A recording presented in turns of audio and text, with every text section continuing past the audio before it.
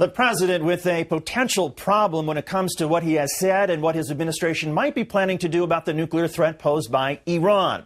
First, a refresher on what Mr. Bush said about Iran's alleged nuclear ambitions just 6 weeks ago.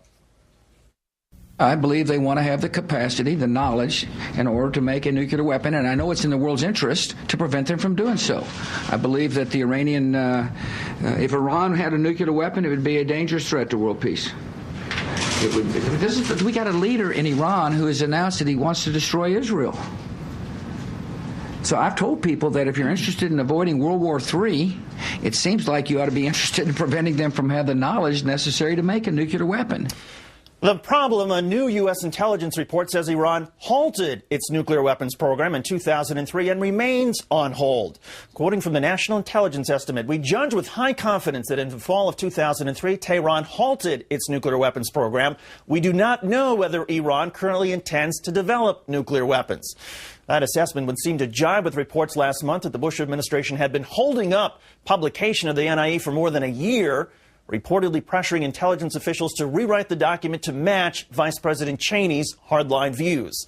The White House spinning a new timeline today. National Security Advisor Stephen Hadley claiming that the intelligence community only realized Iran halted its nuclear weapons program in 2003 on Tuesday and only told President Bush last Wednesday. The intelligence community finally came to the judgments that they came to on this issue Tuesday of last week. The president was briefed on Wednesday. So this is challenging information. The intelligence community had to decide what they thought about it. They were sufficiently uncertain about it that they delayed the publication of the NIE until they could come to the bottom of it, reach their conclusions, present it to the president as they did on Wednesday, and then at that point, obviously, we wanted to get that this quickly. You describe the Iranian threat today differently than the president would have even a month ago. Because our intelligence community has told us, effective today, that their assessment is somewhat different than it was before. That's correct. Let's bring in Rachel Maddow, the host of the Rachel Maddow Show on Air America. And Rachel, thanks for joining us. Hi, David. Thanks for having me.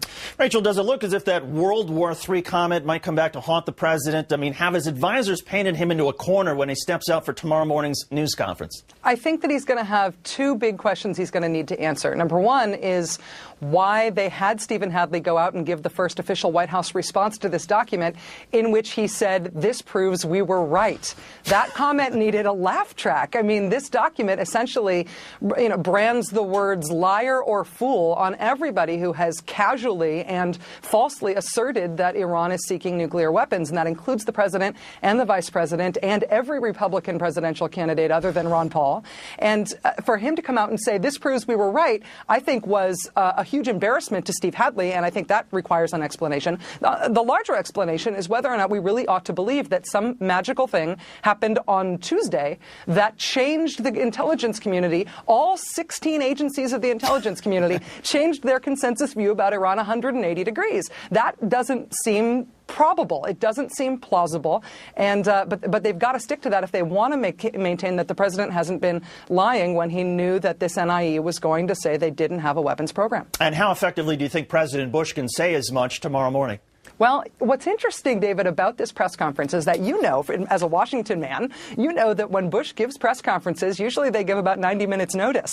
They give a couple of hours notice. Today, they announced a full day ahead of time that Bush was going to be there. I think he can expect, therefore, some more aggressive, more compound questions from the press corps. They apparently feel confident about his ability to address this stuff. So I think we should expect some surprises.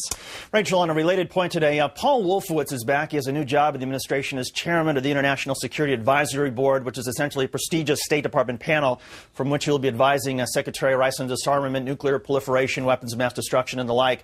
Is credibility and performance now irrelevant in the Bush administration? I mean, does loyalty trump all?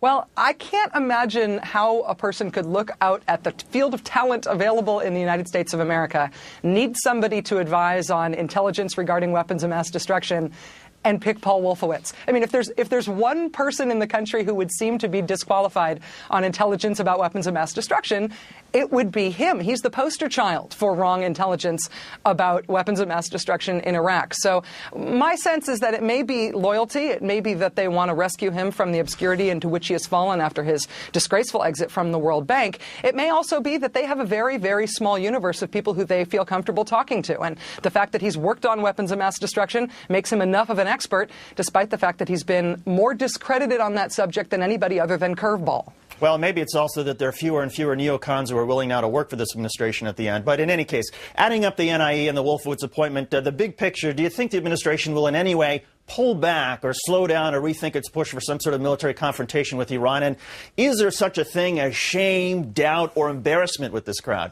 Shame and embarrassment I've never seen. Doubt I can't imagine as a human they don't have. But in terms of what's happening on Iran, I do think we're seeing a few different trends coming together. Number one, you will have noticed that they've stopped asserting belligerently from Baghdad that Iran is killing U.S. troops in Iraq. They have stopped those dog and pony shows with weapons saying that those are all Iranian weapons killing U.S. troops. They've also now allowed this NIE to be released, which says that Iran doesn't have a nuclear program, after reports say a year of it being held up. There does seem to be some dialing back on Iran. What remains to be seen is whether that means that an attack on Iran is less likely or whether they would like it to be more of a surprise when they do it. I also wonder about the steam that must be coming out of Vice President Cheney's ears right now. But in any case, Rachel Maddow of Air America. Rachel, thanks for your time as always. Thank you, David.